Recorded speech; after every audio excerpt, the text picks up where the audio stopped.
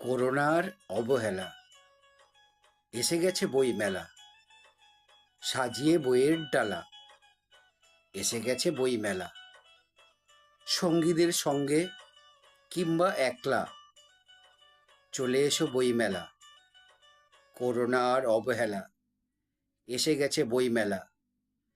মেলা ভেঙে গেলে আর পছন্দের বই পাবে না, তোমার প্রিয় বই আর কোথাও পাবে না।